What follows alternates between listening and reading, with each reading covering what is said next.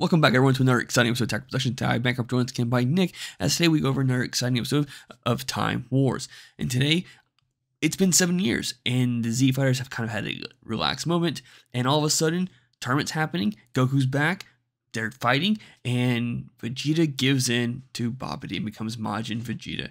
And today, we are reenacting the fight of Majin Vegeta versus Goku. Like always, just buttons down below, feel free to click them there for a reason. But let's get into this match. What is going on, Nick? Hey, it's been a while since I've been on here. It's good to be back. It has been a while, and you have brought us Majin Vegeta, where I'm actually playing SS3 Goku. There is sayings that I could have possibly just brought the otherworldly Goku, but because Goku had the potential to go Super Saiyan 3, we went with this leader because we just felt like it was maybe a little bit more theme, and maybe we could use the, I don't know, do something else with the other leader down the road. So for those who don't recall Time Wars, we try to stick to either the theme of the character or the archetype of the deck as best as possible, with no secret rares. And we do try to keep up with the bans and the limited list as well. So Nick, you did have to take out a couple of the very good duo cards. Yeah, and one of the good things about Majin Vegeta as a leader, just in general, it's a very generic yellow Saiyan leader. So most builds you can get pretty crazy on the good yellow stuff, but in this case, I wouldn't call it a restriction, more of a theme type build. It's not having the duo does limit the deck's power pretty significantly. So, and surprising enough, the starter deck didn't come with too much archetype. It was the Majin Vegeta, the SS2 Goku, and the Trunks. So there's not much to do. So deck building was a little bit of a challenge, but I think we found a happy medium to where we still show the power of the deck and still use the cards to get the job done. And for the SS3 route, there really isn't an archetype for this deck. So I kind of went the route of trying to incorporate as many Gokus as possible. I try to incorporate as many SS3 Gokus as possible. And then I went with the idea of like lineage stuff. So like I have, Goku's dad as a grade 8 bard. I can see the energy. Hopefully get to play that later in the game. And then I have other things like future essence. Like I have the negate, was it relax? It's a Goku Beerus, 3 energy on your opponent's turn. If they have 3 or more energy, reduces cost by X amount. But it's kind of like your opponent can't attack. Miraculous transformation. Yes, thank you. Yes. With this deck in particular, I mean, you can clearly see I charge Zarbon, so there's the theming is a little weird, but yeah, I mean, the deck itself, it's still pretty powerful in what it wants to do. Again, like for 2 energy on this play, I'm able to get the archetypal cards, the Goku and the Vegeta, off. Goku's going to be my main blocker to help me defend from high pressure pieces along with drawing, and Vegeta's going to be my big stat stick that'll just swing and either do damage or force comboing from hand.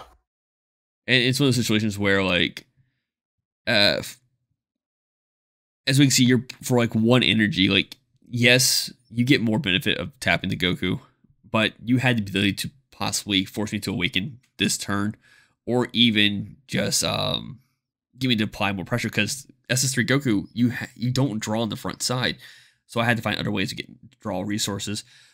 So I went like Unison Routes, the Saiyan Instincts card. But in order to kind of get where I need to, I have to bottom deck a card and then take 1 of my life and put it into my energy. So it gets tricky against a deck that can't be like super aggro. Yeah, and against SS3 Goku's been around since almost the dawn of the game, so it's pretty figured out on how you want to play against it. You do want to be as aggressive as early as possible, limit the amounts of times that they can ramp themselves. So that was one of my key things. Just in this list, again, the pressure pieces kind of aren't too much there given the limited decks building, but it being able to just burst down, especially with the Majin Vegeta and the leader, it's really good in situations like this. Just again, limiting the amount of times you can ramp off. Yeah. And here, just taking the advantage to just go ahead and weaken now. I'm at 4 energy, which is great. And from here on out, I'm always resending 3 energy. So, like you said, SS3's been around a long time. Saiyan Instinct's there. I have 2 open energy. That's how I'm gonna get my draw power going.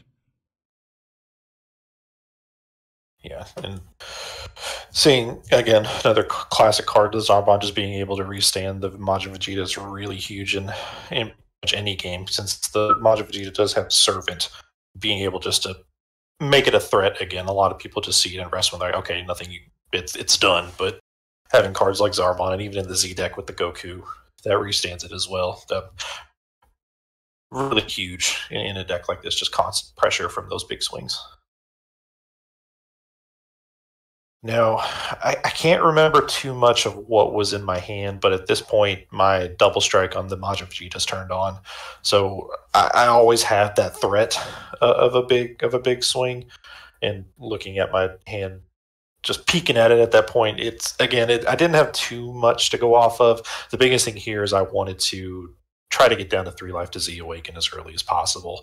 Just having that 20k base leader, one competes with your leader initially on the attack, so I don't have to combo out as much, and just to have that constant threat of the Z leader being able to pop the board and potentially double strike. Yeah. Last turn you didn't have a target to put in rest mode, so I kind of forgot that you can do that as a thing, or I would have done my negates differently this turn, by the way. Yeah.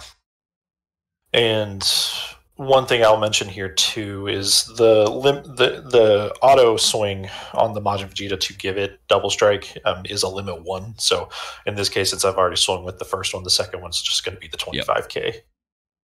Which I was happy 35 with the Fascia. I was happy to take that. So yeah. And now, in my history of playing this deck, I had the Trunkses, the Rambunctious Sun in the.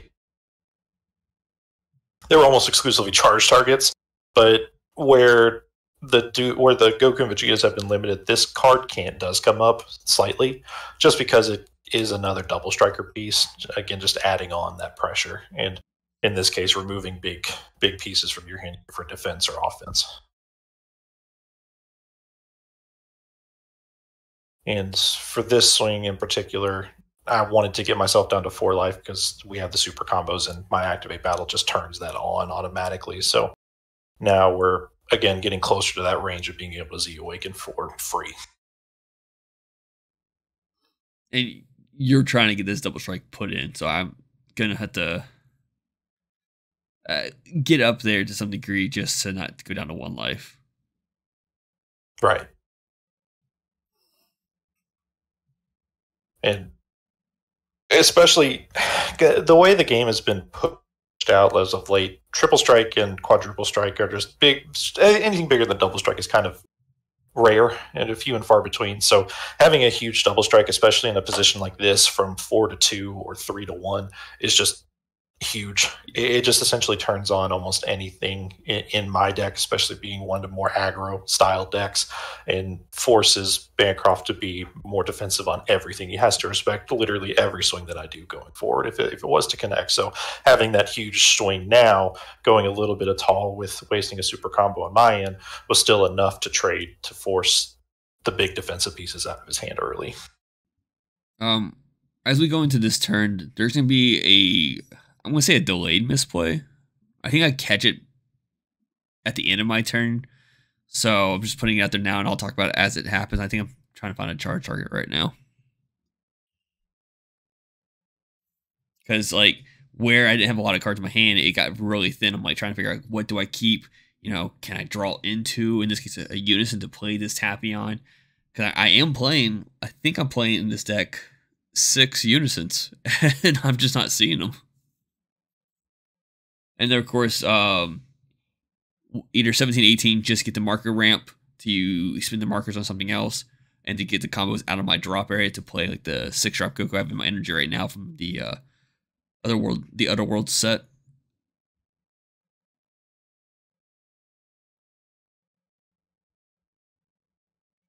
Here, a little bit unique. Talked with the Goku, but still decided to activate Battle and Z Awaken, mostly because my leader's now a 25k base, which defensively, that's huge. Yeah. you do have some stuff that is big, but it just makes me defending even easier. And if you wanted to go up high, swing with small stuff even harder Yeah. to make it to land. So that's why I like doing the Z Awaken defensively first, especially with the activate battle. Just 25k base is everything. So I have 3 extra cards in my drop. I should be able to pop 3 cards. But because I don't have a token on me, I'm using the token as the negate as a token right now. But we'll catch back up to that in a second. But like Nick said, he's a 25k leader. I now am playing a 30k, I think this card is. And I'm trying to at least either get some of those cards out of your hand because those aren't nice, or maybe force you to get in a position where you have to use your ability when you don't want to. Yeah, which it's kind of the downfall of both of these leaders since they've been established for quite a while. We both know kind of what they do and what they want to do and what they don't want to have happen. So it's pretty mind gamey Cold War stylish, where we both know essentially what's going to happen before it actually does. And in the moment, I forgot about Final Flash. Yeah, we're cool with that. Final Flash, always there for you.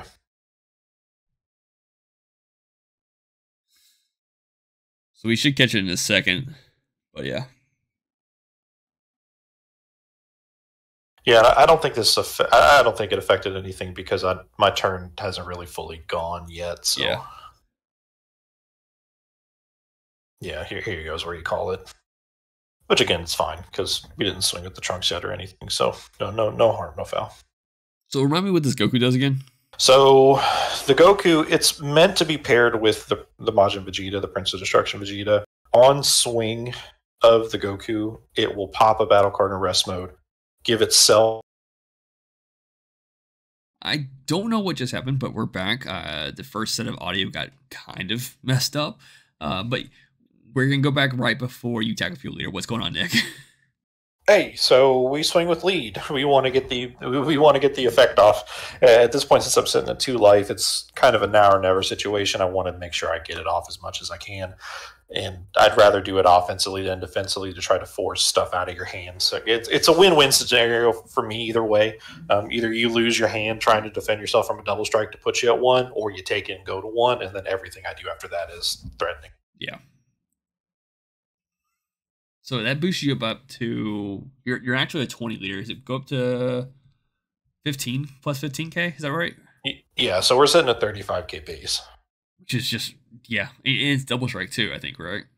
Yeah, double strike, and with my hand size too, if I wanted to go, I can combo the world. But again, this scenario doesn't seem too necessary. If I remember right, I think I do combo a little bit. Maybe I'm wrong. I don't know, but this was like a week ago. But yeah, never mind. we don't. We just let it sit because again, I spend nothing essentially to do that. So, and like I said, now I can swing with just this little, well, not little guy, but I can swing with this Majin Vegeta, and you either have to respond to it or combo out. Yeah, and I'm not actually sitting at the correct amount of Z energy, so I do let you take that Tranquil Blow back in a second because I was just like, hey, I don't even meet the criteria, man. It still negates the attack though. Yeah, because not 3 Z energy, 2 Z. You have 2, so. And there's a chance I still could have gotten out of 35k. I just didn't know, like, if I comboed out, then I felt like I was even more of a sitting duck. Yeah. Because what would you rather do? Just negate the attack altogether or waste those as just 5k combos? Yeah. And on the off chance you let one go through so you have 3 Z energy for the floodgate, that you risk just straight losing the game out of the combo power. Correct. So here I have to kind of negate both those attacks. I'm hoping that you're done with your turn. Yeah, I feel like I'm in a good position at this point. I mean, granted, I'm just sitting on 1 energy, but I'm still a 20k base leader, so I'm going to match your swings with your leader, so don't have to worry about potential out comboing there or losing combo power there. I'm energy, so the world is my oyster defensively, so I'm feeling pretty good right now.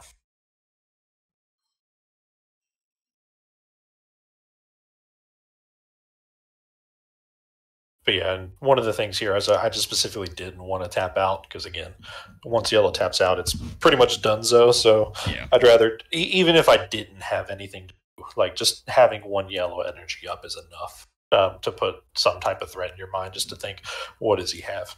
And I think I've talked about it enough. We had to resume this recording at a weird spot. My deck, it, it hits the hand so much that I felt like getting rid of the Sun Goku and it would be more efficient. And I was going to come off one of these 17s in that moment. And in hindsight, maybe it would have been easier to swing with 17 to bait an attack out, but I don't know if you would have negated that attack or not, you know? Yeah, because, well, you would have had to combo pretty heavily just to at least match me. So it felt, if you would have, I mean, I probably wouldn't have wasted the negate. But in this scenario, still, it doesn't kind of matter. But negating the leader swing just forces you to have to swing with something like this. And now you're technically tapped out right now, but it essentially just guarantees me that nothing else is going to happen this turn. So just get through this and we're good. I was in a weird situation. I was like, I either played this Goku or I played the Majin Buu Unison. And I ultimately played the Goku because he's stronger than the Majin Buu Unison. So if I'm trying to go for game, I could get it more likely this way. The problem was that once you combo out, my defensive becomes my defensive capabilities become nothing now. Because even though I get to resend 4 energy, only thing I really have in my hand, I think, is 2 Unisons, and now this Black Kamehameha Wave on the board. Yeah, and seeing your energy and Z energy, I mean, you've used 3 Android 17s already, so I wasn't too worried about the Floodgate, but in this case, since I have the Goku, I have a chance to tap down a lot of stuff. Yeah. And here you hit with the Miraculous Transformation, which is a good floodgate, especially for battle card heavy decks. But since my leader is inherently pretty big, it doesn't hurt me too much because I can just swing with lead. But with the Goku hitting your Goku, since that guy's a barrier blocker, being able to tap him down just guarantees me a strike going in with the lead. And there's something more I can do. And looking back at it, like, the max I could have gotten on that right there would have been 4,500, and maybe I could have gotten out of it, and I just didn't realize it in the moment. But hey, it is what it is. Goku didn't go all out against Vegeta, right? So he let him win. So with that being said, thank you for opportunity. Keep minders buttons links down below. Feel free to click there for a reason. And yeah, bye. And for our next match.